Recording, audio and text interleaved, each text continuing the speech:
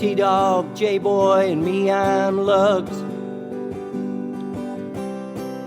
Our pride and joy is pumping our mugs. Be careful, kids, it could get rough. We're flipping our lids on sports and other stuff.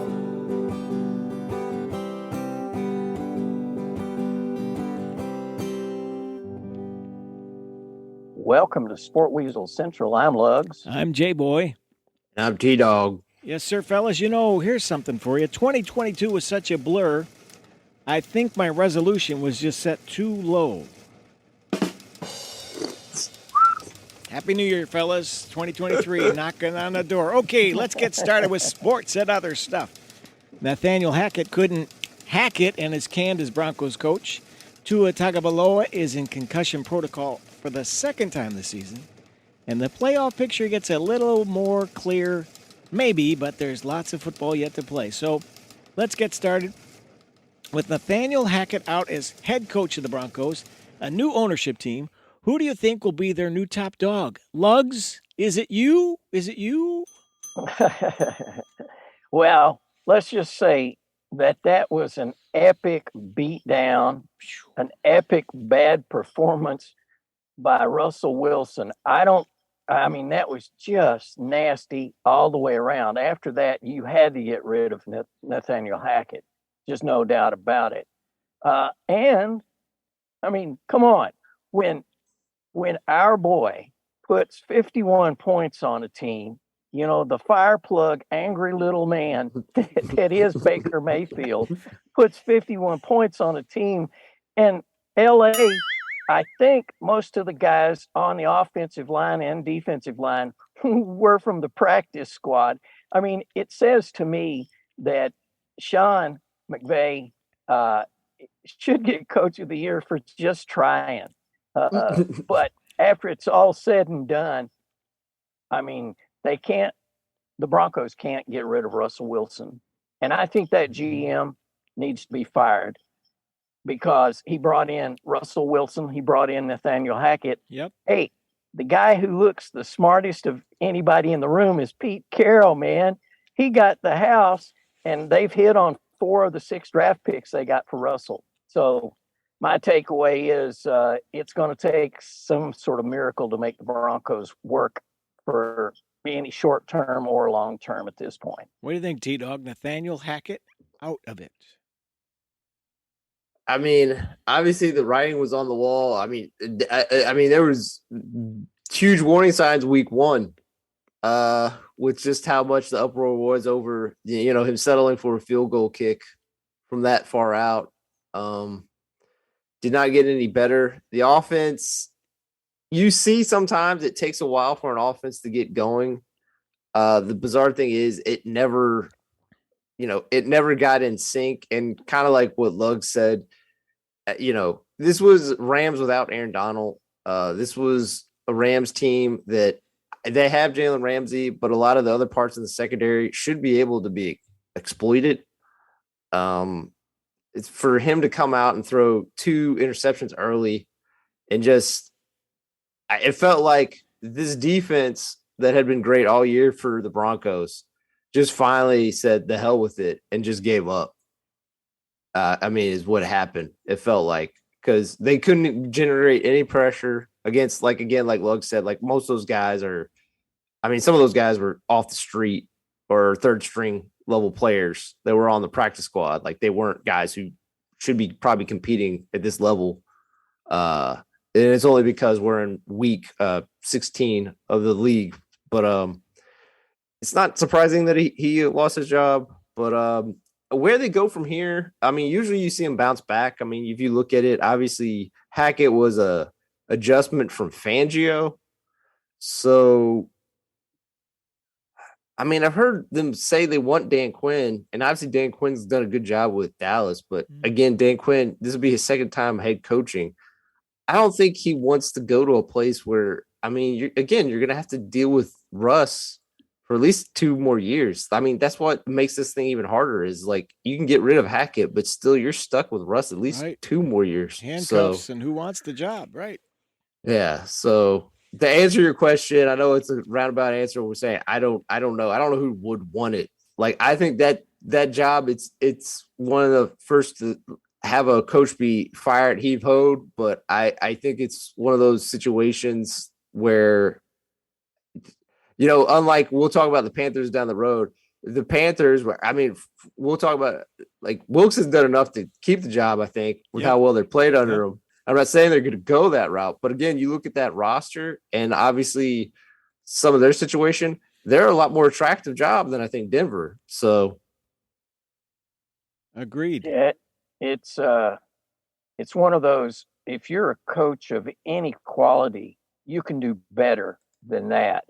That's one of those holes that, I mean, if you had the opportunity to bring in a different quarterback and you had some draft picks, you might be able to do something. But yeah, Sean Payton should just stay clear of that. They keep saying Sean Payton. So take no calls from the Denver area code, huh? Don't take it. Put it on that auto forwarding. Yeah. I'm not home for the rest of the year and possibly the next 5 years. Get one of those Google phone numbers that just, take care of themselves. All right, what else you want to hit upon today? We've got lots of stuff. Go ahead, Lugs. Well, I was just going to say Green Bay keeps hanging around. Like a bad penny. Thanks to Tua, they got the Christmas present of all Christmas presents. I don't know what he was seeing. I don't know if he's in protocol again or it's just a way to ease him out. But he is done. They got to get rid of him now. It's just he's a nice kid, and they've bent over backwards to try to make it. I mean, he has this massive offense, and the defense is pretty good too, and yet he can't make it work. I'm going to make a wild ass prediction here. All right, go. Get out your wild ass music. Go. Anyway, I'm thinking our man Lamar Jackson will be starting for Miami next year. He's from Florida. He wants to go home. Baltimore dumped on him. I don't care how you want to look at it. Baltimore has dumped on him. He should just quietly say, "I'm injured. Get out. Sign a contract with Miami that will be massive." So that's my take. That's a lot to chew on there, but Tua is in concussion protocol. T-Dog, he says, can Tua? Easier said than done type of situation. I guess about that game, I just want to say I can understand why he was in protocol because he was so sharp in the first half. And, their last 3 drives, he threw a pick on each of them. And just the last 2 were just particularly ugly. Like just kind of look at them, watching them back multiple times. I don't know what he was seeing. One was definitely, you could tell like he was definitely not on, on the same connection as the wide receiver because he felt the receiver was supposed to cut his route short and he threw it way behind him and just the linebacker intercepted it. And then the other one was just kind of a lollipop to just a Green Bay DB just to kind of like effectively in the game. Even though they still had an opportunity to win, they scored a touchdown. This is if he is actually concussed, if he's just not in protocol, just to be precautionary, this will be probably. I mean, we don't know completely. He definitely had one. I mean, he's definitely had. It feels like he's had 3, but he's definitely had his one. And to be fair to Lugs' point, you do want to get another option. I know they would like to get like a Lamar Jackson, but still, if you look at it, Ravens have the opportunity. They can franchise him. They can hold him there. So, like, if Dolphins want him, they're going to have to trade for him. And they don't have first-round picks. They lost a first-round pick because of their owner it was tampering, trying to get Brady there. That's right. And then they traded their other first round pick for Bradley Chubb, the Denver Bronco pass rusher. So I don't know what they would do to get him. They definitely need to try to. And there's some interesting quarterbacks. And again, obviously Teddy Bridgewater is more than capable of maybe being a bridge quarterback for next year if they want to retain him for another year.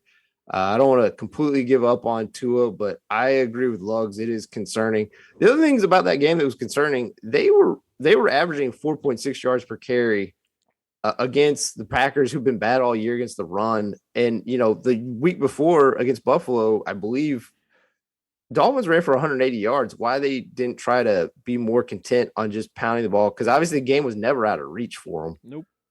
So again, I'm definitely nowhere near I'm not acting like I'm as smart as Mike McDaniels when it comes to football. It was just, I think one of those things where it's easy to see from outside because you're not doing it and you're just maybe looking at numbers, but it was just odd. And then I just want to say, Aaron Rodgers, even though like maybe he's going to back him into the playoffs. I mean, look, he had a nice pass, like deep pass to Lazard early in the game, and then he had a nice deep pass to Mercedes Lewis, but he overshot Watson on what should have been a touchdown in the second quarter, where he threw it behind him, where Watson had a step on his opponent, and then on when they were in the red zone, also in the first half, he threw a ball behind Watson so much that he stumbled and he was short of the end zone. They ended up scoring a touchdown to Mercedes Lewis, but and also he had multiple throws to Dobbs and Lazard where he clearly was not on. And again, we're late in the season, and even if they get in the playoffs, you still kind of see their offense is still not clicking. Like Watson, when he got healthy, kind of gave them some juice, but it looks like he's not going to play this week against the Vikings because they signed Bo Melton to the Reds. It feels like an indication that Watson's going to be out. So they're not going to have a lot of juice outside is what I'm trying to say. So I still think it's great that they're kind of showing effort again, but I still think the Packers might end up coming up short.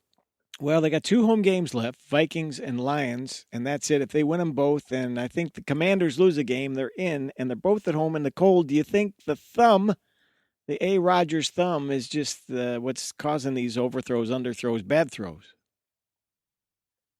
Hard to say, really. Yeah. I think to an extent, I still think like he's not in rhythm because like how mad he you could just tell. I mean, it's easy to see how frustrated he is. They always do a pan away when a throw doesn't work. They love that cutaway. Well, because he's always so animated. That's why they love it. And I know. Yeah. I know maybe we're going to talk about it. Like, I know Minnesota keeps winning these like close games and whatnot. Cliffhanger. Yep. But just I don't, even though they'll be at home, I don't see them beating Minnesota team. Obviously, clearly they're capable of because Minnesota's going to let everyone keep around. But like, I just trust in the Minnesota's offense more than any unit on the Packers, their offense or defense. Like they're the most trustworthy phase of the game of the two teams. So the Vikings are now 11-0 in one-score games this season, speaking of the Vikings, which is the most one-score victories in a single season in NFL history. It has been crazy. Luggs, you're not a fan, but do you think they could beat the Pack and put that whole thing to bed and the Packers are going home? I think the Pack, whatever the spread is, maybe 2 points, I think the Pack will win it. I do. I don't have a whole lot of faith in Minnesota. I just don't.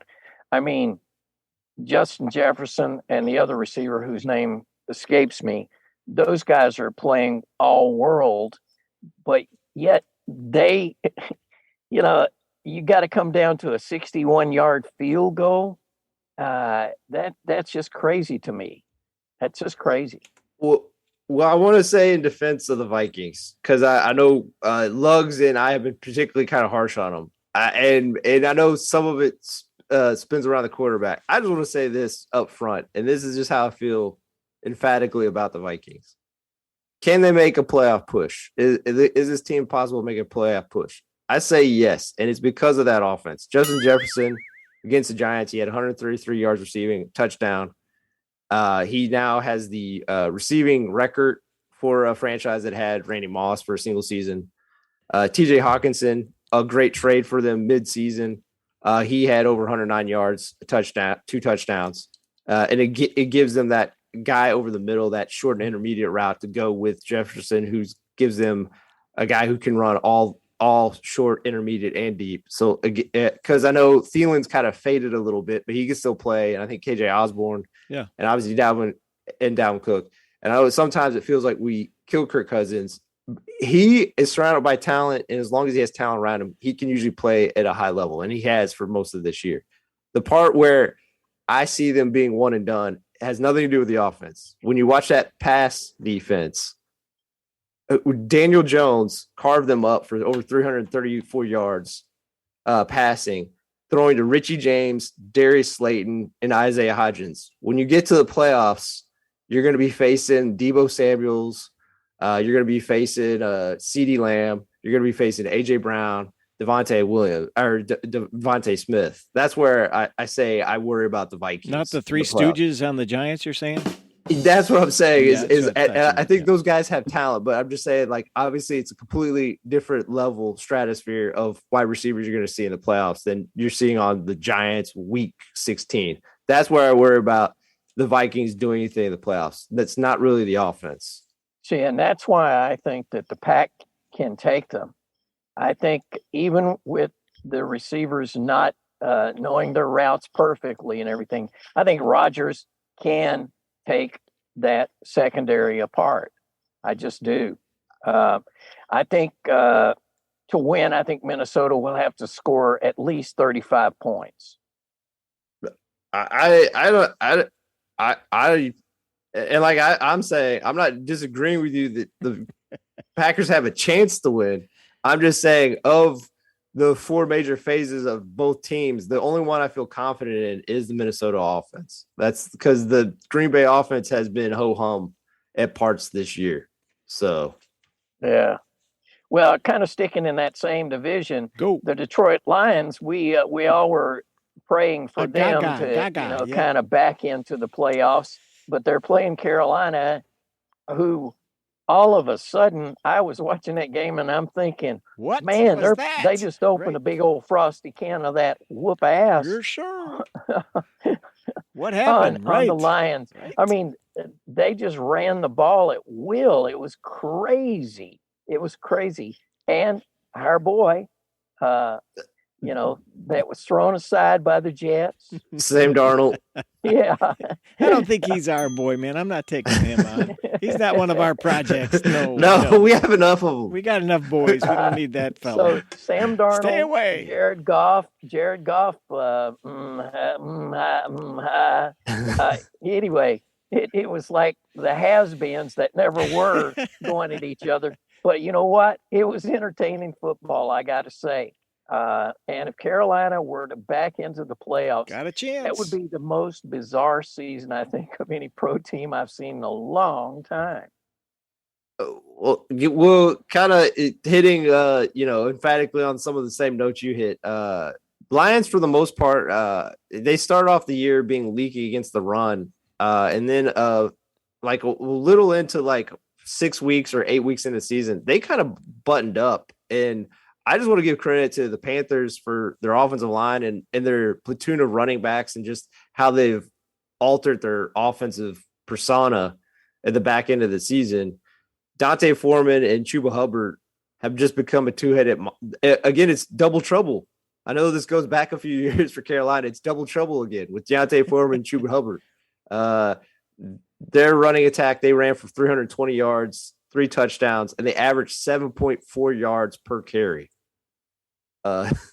So, yeah, when you're that effective running the ball, and again, shockingly, when you run the ball that well, Sam Darnold was very efficient. He averaged 11.4 yards per pass, had 1 touchdown passing, 1 touchdown rushing.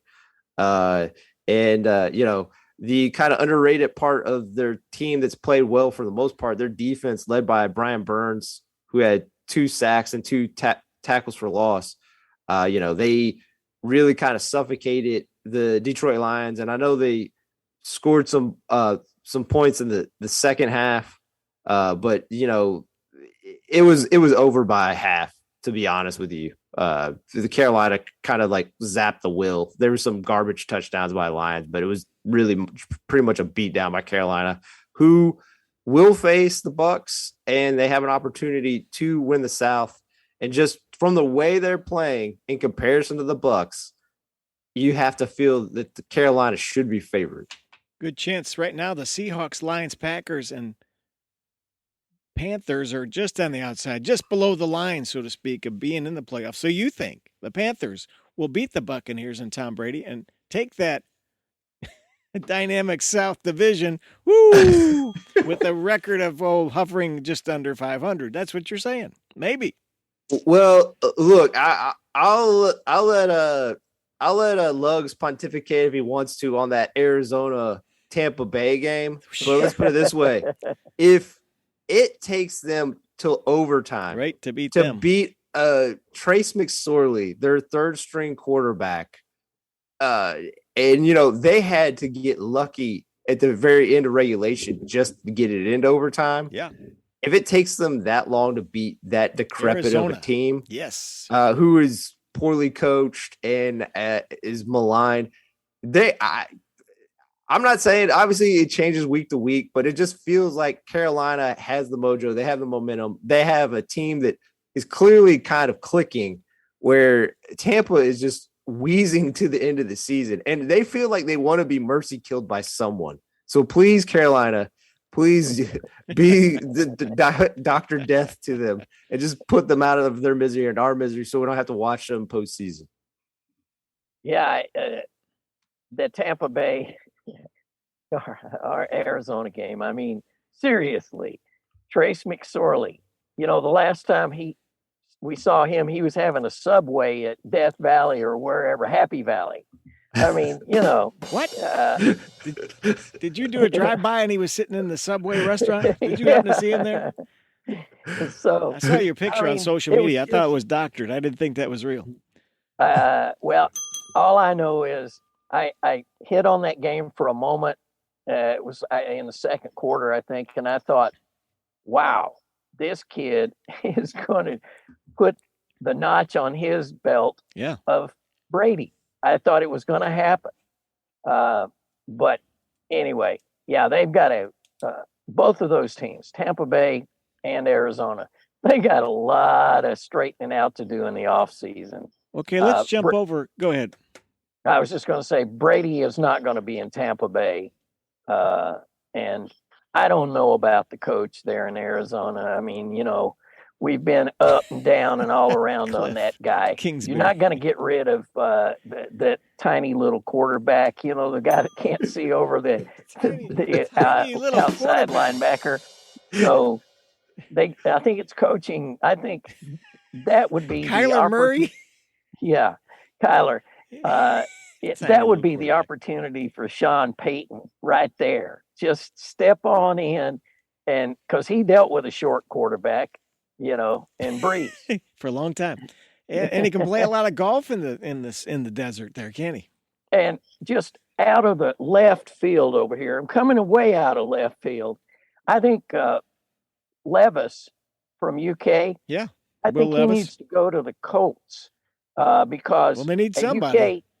UK, he played without an offensive line, and he would just go straight into the Colts and play with an offensive line there as well. What's he doing this week? He could start next weekend. No question. I mean, oh man, Nick Foles. I felt for the guy. I did too.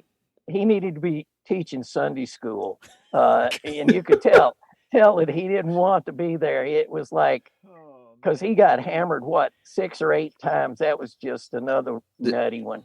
He was sacked 7 times. That was 7. Did they ever convert a third down in that game? I don't think they did.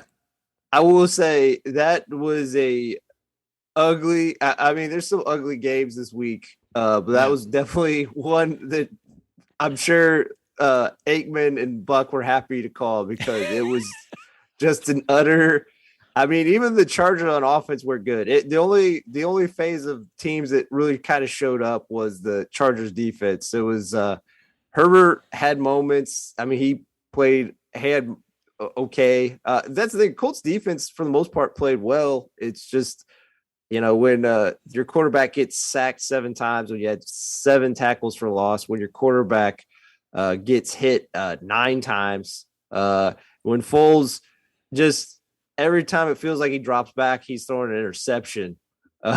Former Super Bowl MVP. I mean, what happened, man? It's just horrible Well, to I see think him. he still has talent. I just think that you got to have more than a second and a half to make some decisions. Well, you go from a coaching staff that had Frank Wright as the offensive coordinator, and to now like Jeff Saturday, who was a mediocre high school coach and inherited this job because Irsay feels like he's gone crazy again, and he's just like, I just like Jeff Saturday, and I liked him back in our glory days. That's a good reason. And he can rah the team together, like, and then like they were so boisterous after they beat like a mediocre Raiders team, and since they've taken L after L after L. So it's not like Jeff the NFL. Saturday. Yeah, go ahead. I was just going to say, Jeff Saturday, wasn't he a character on that old Pee Wee's Playhouse? I mean, hey, Pee Wee, hey! Yeah, every time I see him on the sideline, he's like a caricature. Cowboy Curtis. It's like Newt Rockne meets Fred Flintstone. Hi, Cherry. Hi, Cherry. But that was not a flex game to ESPN. Welcome to ESPN, Joe Buck and Troy Aikman. You're going to get some crap games that you never would have gotten on Fox, man. Sorry, you're not the A team anymore. Count your money. Yeah. Miserable. It's definitely one of those examples of that's what the money's for. Okay, let's jump to the AFC for a sec, man. Look out. The Jaguars are in first place in the AFC South. How do you like, and this is my big question of the day, isn't the AFC going to kick whoever comes out of the NFC in the Super Bowl anyway? There are so many good teams in the AFC, very few in the NFC. Do you think? And what about the Jags? Well, I like the Jags. I like Doug Peterson. I think that he's slowly but surely turned that one around. You talk about a quagmire after just the past couple of years. So I'm impressed by that. As far as Super Bowl, I think you're going to have to contend with San Francisco. And San Francisco, they would be licking their chops if it is the Chiefs that come out of the AFC. Okay. Because they will beat them down.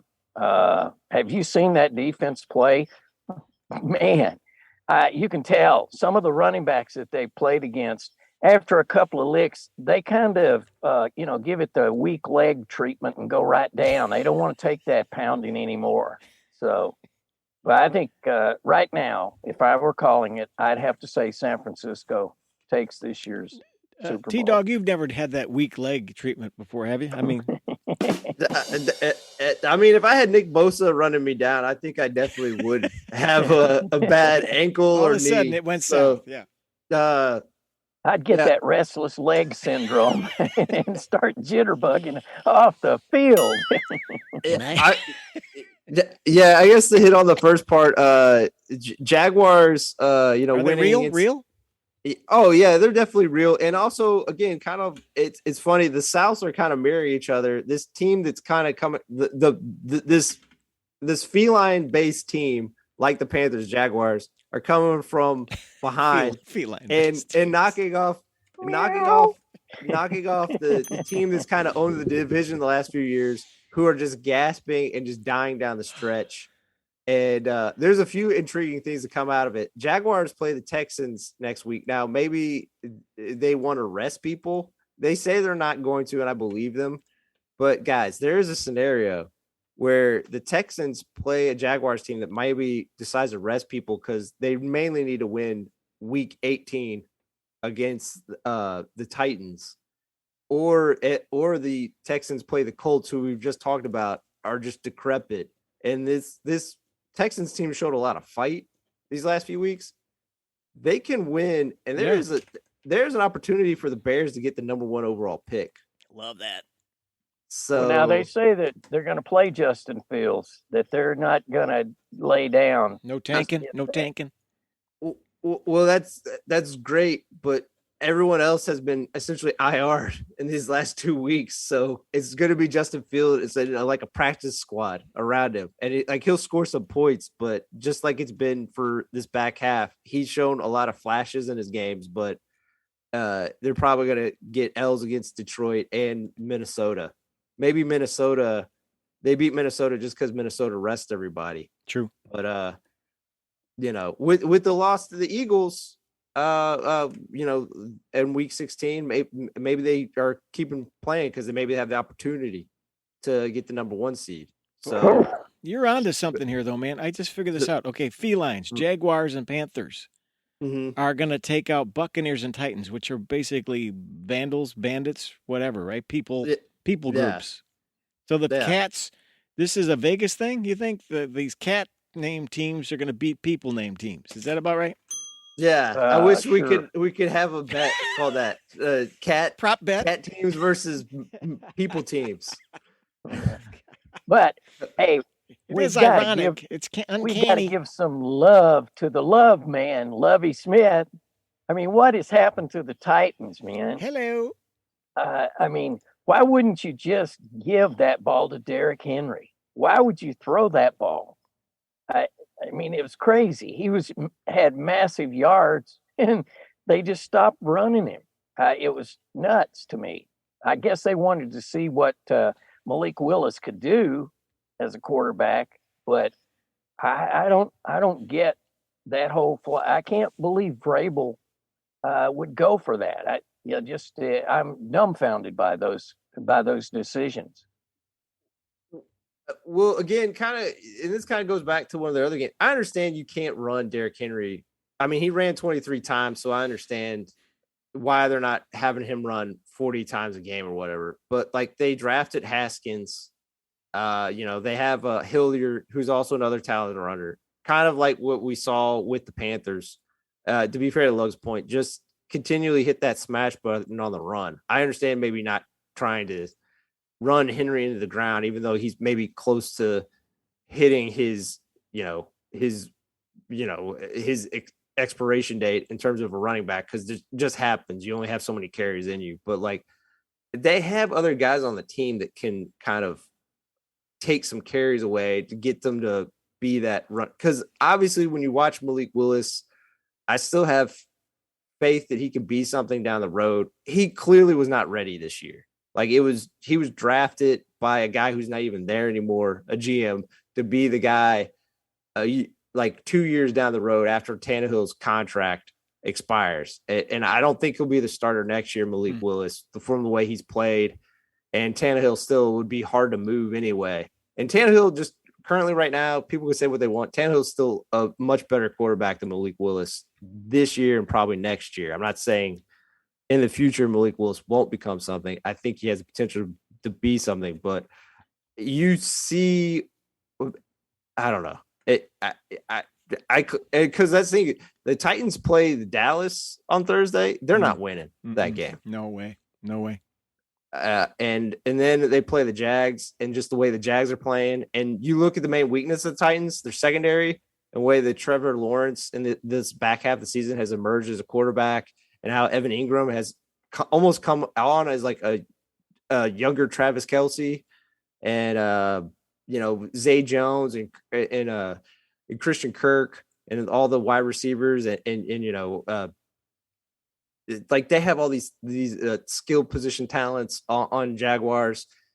I don't see how they're going to win the Titans in Week 18. So I see them having 2 L's, finishing 7-10, and them trying to reevaluate and reconstruct a roster, with Vrabel having more of a say, I guess, in constructing the roster.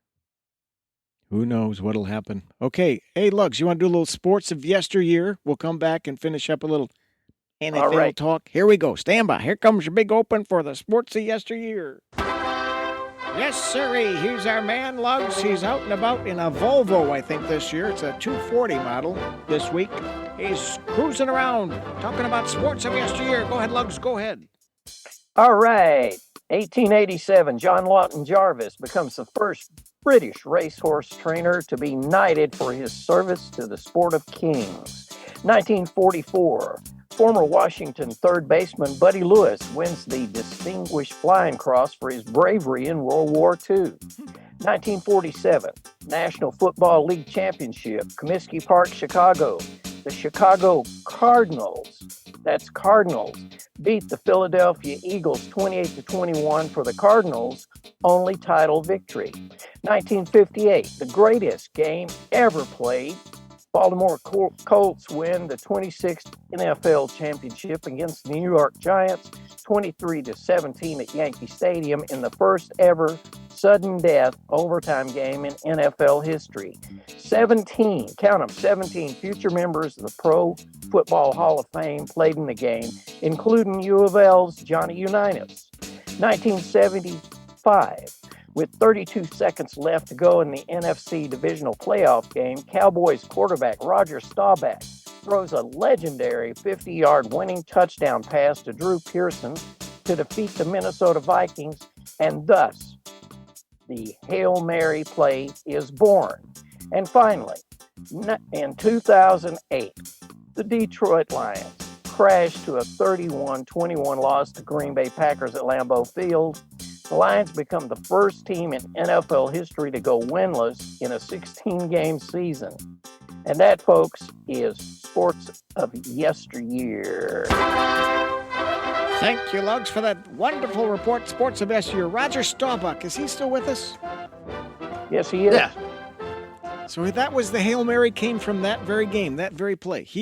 That was the first Yes. reference, the 50-yarder. And then the Flutie throw is Okay. the one that kind of cemented the whole Hail Mary. It was Flutie and Testaverde. Well, I could be wrong. Did you bring up Lugs? Like he labeled it because obviously Staubach is a very faith-driven man. So they asked, like, what did he do when he threw it? He said he said when he threw it, he goes, Hail Mary, full of grace. Wow. I think that was his response. I think that's how it got its name. Is like afterwards he talked about it. So Okay. That I did not know. yeah. So that's good to know. Now, Yeah. and Drew Pearson, was he White Shoes? No, that was Billy White Shoes Johnson, one of my favorite names from way back in the day. A different guy. I don't know about Drew Pearson. No nickname. You can email us. Let us know what Drew Pearson's I nickname think is. from Roger Staubach era, you would have had Bob Hayes, maybe. He was like the fastest human on the planet for about 25 minutes. That's a long time, though. The planet's pretty big, you know. Yeah. All right, so that's good stuff right there. What else do we want to cover today in this here broadcast? Well, let's get into the Joe Buck tirade a little bit there. He and Troy Aikman and Scott Van Pelt. Yeah, what'd you I make never of that? knew what Van Pelt was. You know, is that a skunk Van Pelt? What kind of thing is that? Anyway, they at an interview, basically Van Pelt sort of pushed Joe Buck to the side and talked only to Troy Aikman, and Joe Buck took exception. He did. My man. And all I can say is I was telling J-Boy, you know, Buck's got to get used to the fact that he's just a cable channel guy. You know, he's Wayne's World now. He used to be the big dog on Fox, and now he's channel 2600, right next to Singing on the Air or whatever. Yeah. We talked about that in the green room. Yeah, T-Dog, what did you think about the Buck Van Pelt tete-a-tete, as it were? Again, it's one of those things we'll never probably know the full context to. I don't know about their history they had before. And, you know, I get that Troy is the former player. Obviously, he's a Hall of Fame level player. But, I got to side with Buck on this one. It's just like, I know that, Troy Aikman played the game and whatnot, but, you're talking about in terms of a broadcaster, I know Jay Boy's never maybe been the biggest fan of Joe Buck, but like, let's put it this way. He's called how many Super Bowls? Yeah. He's called how many World Series? 24. And you wouldn't do this to Vin Scully if you had him next to a player. And I know he's much younger than him. And I don't know if they had like a rivalry or something that like this was, because some of those shots that Van Pelt took felt very like serrated. They were not light jabs. No, they were like, a sharp blade. Yeah, he said you got a private jet money, buddy. You'll be home by 11 local. And it's just like, ooh. It's like, all right, this coming from a guy who has his own setup in Maryland for his show. Right. Where everyone else is in Bristol, where there's nothing going on.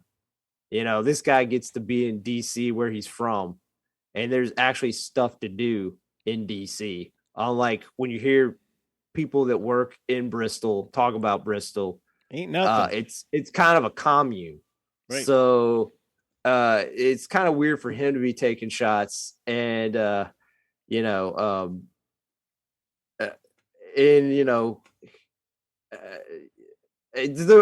it was a weak shot by Buck at the end, say you want ratings, and say that's why I want Troy. That's cold. You know what I think? The one to blame to me is the director. Dude, how about just taking a shot of Aikman straight up? We got 39 cameras. What, you got to stay on a 2-shot the whole time? Or clearly after, like I said, that was a wretched game, and obviously it was the day after Christmas, right? Like, these guys miserable. If they're gonna be there, they wanted a good game, and it was anything but that. So like, just get them this one question each, so like one doesn't get mad, and just get out of there, get in and get out. You would think it'd be under contract how many questions they'd be. Almost, wouldn't you? With those clauses they have, it gets so crazy with the money they're making. Yeah, and look, I get that like Troy Aikman was a player and stuff, but again, the reason they came to ESPN is because these two guys wanted to pretty much stay together. Right. So it feels like you need to appease both these egos, and obviously there are a lot of egos, but again, like, they have a lot of cachet. If you look at the quality of teams or games, obviously the game wasn't great, but with Troy Aikman and Joe Buck, the quality of games from the beginning of the year, looking on paper, like, they got better games because they had those guys. Yeah. So, and let's be honest, far more people know Joe Buck than know Scott Van Pelt. Yeah, I completely agree with that. Yep. They both are in the wrong, but just again, like, who has more cachet?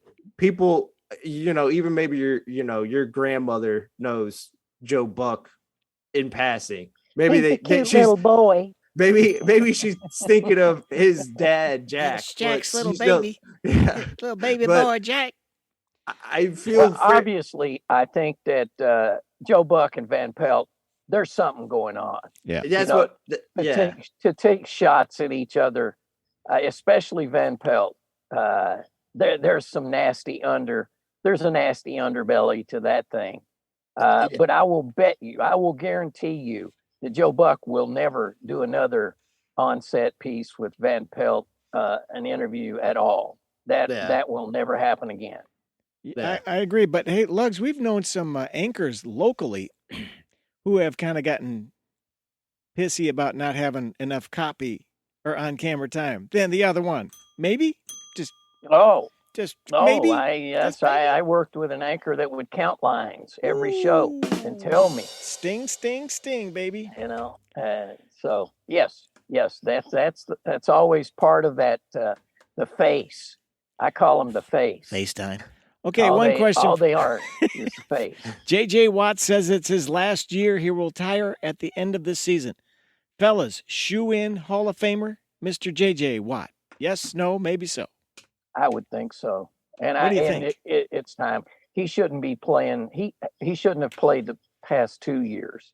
I mean, the man is just truly a shell of what he once was. I mean, he's just beat to death. So, yes, I would say first ballot Hall of Famer. again, he had such a great early career, kind of like what Lugs pointed at. Like he was like a 5-tool like baseball player, and then these last 2 years, he's just been a designated hitter who's going to strike out a lot, but he's occasionally going to get a home run. That's what he had kind of morphed into these last 2 years, and just unfortunately, his his body started to give out on him. But he had a 3-year run Yep. in his second through fifth year.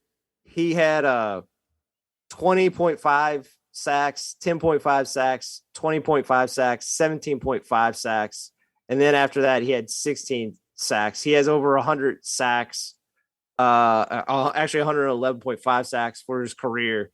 So he definitely should be a Hall of Famer. He might have to wait just because, he didn't have a prolonged, but that's the thing, is he had like a 5-year period and even some greatness after that where he was possibly the best pass rusher.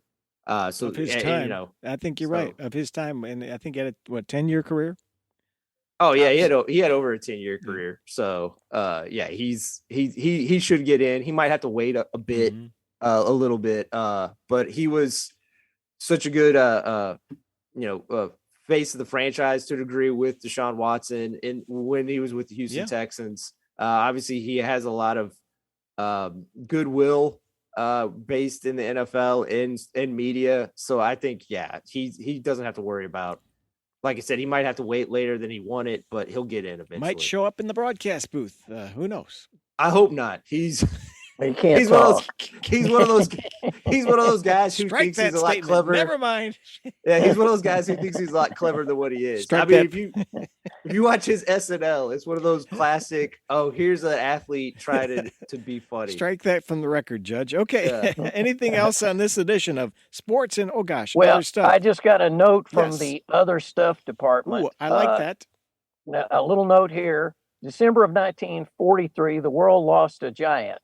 John Harvey Kellogg of Battle Creek, Michigan. Yes, that Kellogg.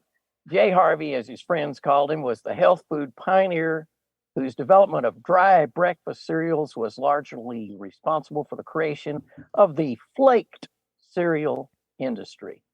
So hats off to J. Kellogg or J. Harvey or whatever. Best to you each morning from Kellogg's, Battle Creek, Michigan. T-Dog, what else? Anything? Just 2 games in particular I want to talk about just because of the significance they played.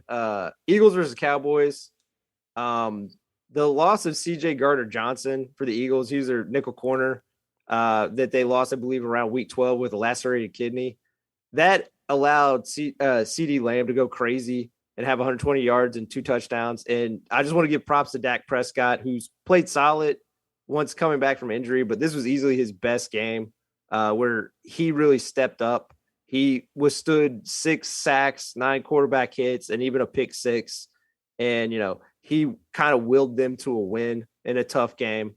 And, I think Minshew, for the most part, played well, but his 30 turnovers were the key to Dallas winning a tight game. So, and then the other game I want to talk about because of significance coming in this week, Burrow against the Patriots was so red hot to begin the game. He scored 4 out of 5 drives, 3 touchdowns, a field goal, and INT. He's kind of slowed down, and there was a miscommunication between him and Chase that led to a Marcus Johnson pick 6. And Patriots hung around, but the right team won. The main thing I want to get at is this sets up, talk about a Monday night game, a great Monday night game. Perfect. Bengals versus Buffalo. Amazing. Bengals are behind by a game, but obviously if they win the game, and the game is in Cincinnati, they would have the same record, and the tiebreaker would go to the Bengals. And obviously the other top team in the AFC is the Chiefs, who the Bengals have already beat. So what I'm saying is there's a clear opportunity this Monday night for the Bengals to get the number 1 seed and be on bye. So huge game. Crazy. And Scott Van Pelt will probably do pregame with Joe Buck. We can look forward to that. Okay, what else, fellas? Is that it? That's it. All right, well, That's that'll it. bring to a close this edition of Sports and Other Stuff with Scott Van Pelt as our special guest host. Brought to you in part by Austin Chiropractic, reminding you to remember the 5 most dangerous words. Maybe it will go away. If you've had a weak back for about a week back, stop in and see the good doctor. And his newest employee, his name is... Fish, whose knowledge of trivia is second only to his ventriloquist dummy collection. This week, Fish asked, did you know that in December of 1869, William Semple patented chewing gum? No?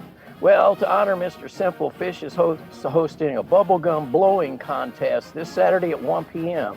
The judges will be the Crackaloon sisters of Crackaloon candy fame. Whoever blows the biggest bubble without popping it with their dentures or partial will get a free cleaning by Myron Sorkin, who's working his way through the Henry Blim School of Bondo Dentistry. Also included in the prize package is a year's supply of juicy fruit. So pucker up and come on down. Yes, sir, get some of that Bondo. It might fix your tooth, just in case you need it. Okay, so long until next time. This has been Sports and Other Stuff. Remember, if you have 25 cents under your hat, you might have secret headquarters. So long for now. Bye.